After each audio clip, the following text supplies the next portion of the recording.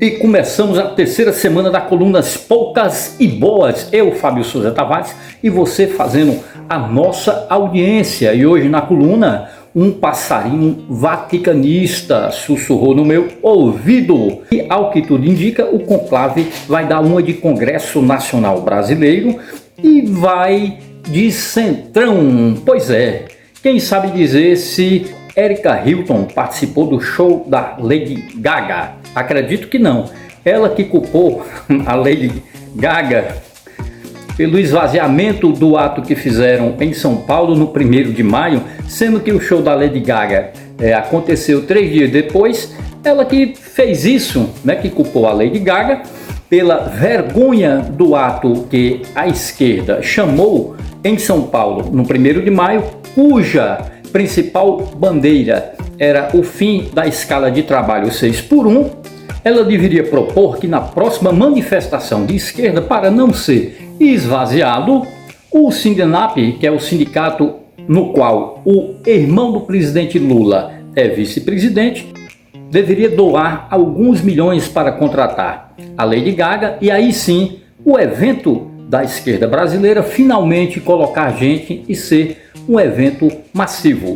E esta Poucas e Boas de hoje estamos gravando diretamente do sítio Bananeiras, aqui na Serra de São Pedro. É preciso aproveitar os nossos ecossistemas, sabe lá, que com essa política maluca do governo federal, com a destruição da Amazônia patrocinada pela ministra Marina Silva, com o aval do presidente Lula, chega até nós. Chega até a Chapada Nacional do Araripe e também pega a nossa querida Serra de São Pedro.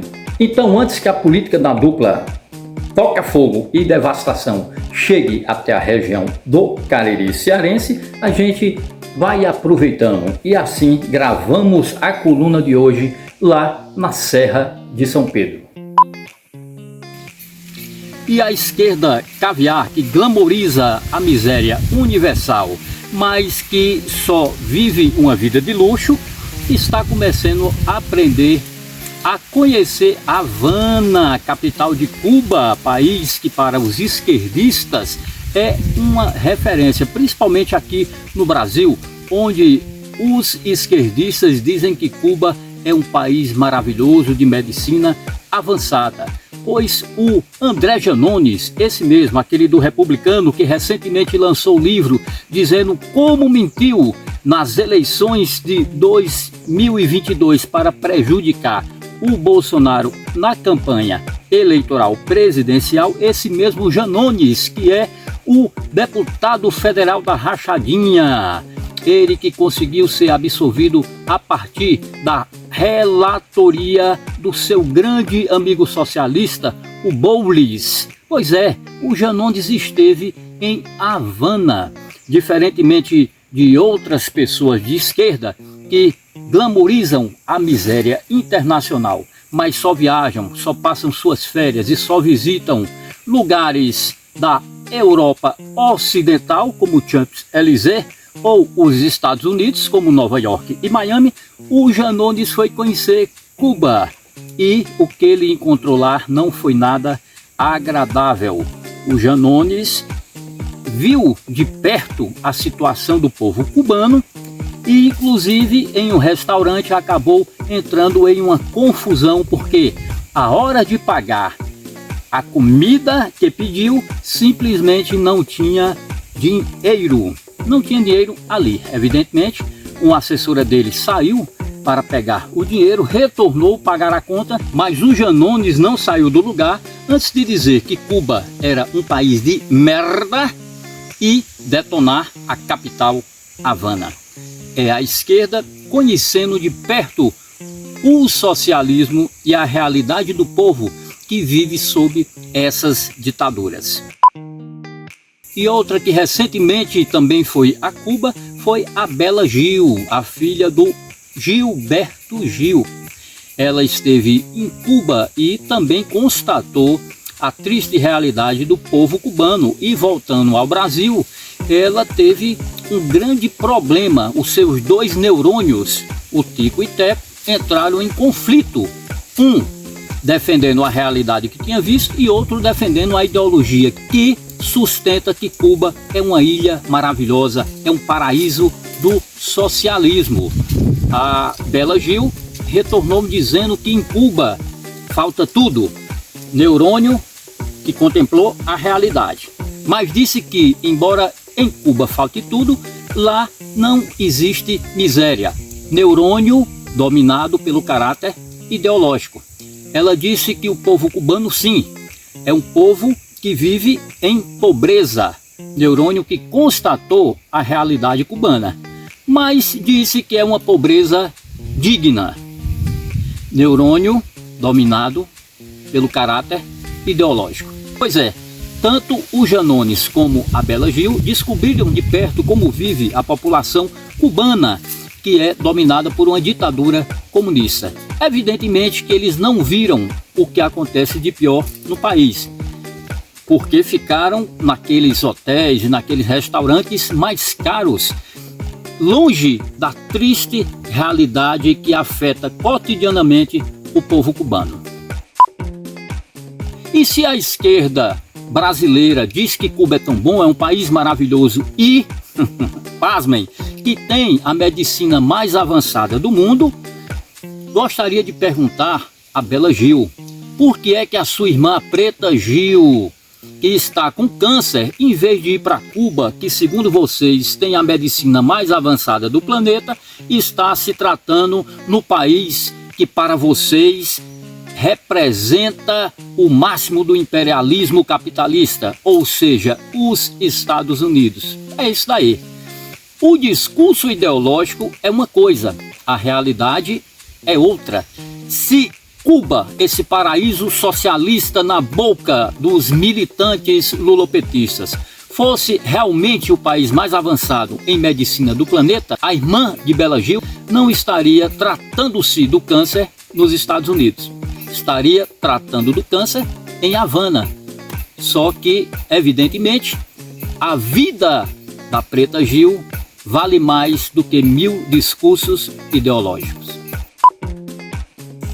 E à véspera de acontecer o conclave, que é este evento institucional, onde os cardeais se reúnem para escolher um novo Papa, o vaticanista Marco Polite, ele que entende quase tudo de Vaticano, disse que a possibilidade de escolherem um novo Francisco, ou seja, um Francisco II, é algo inexistente.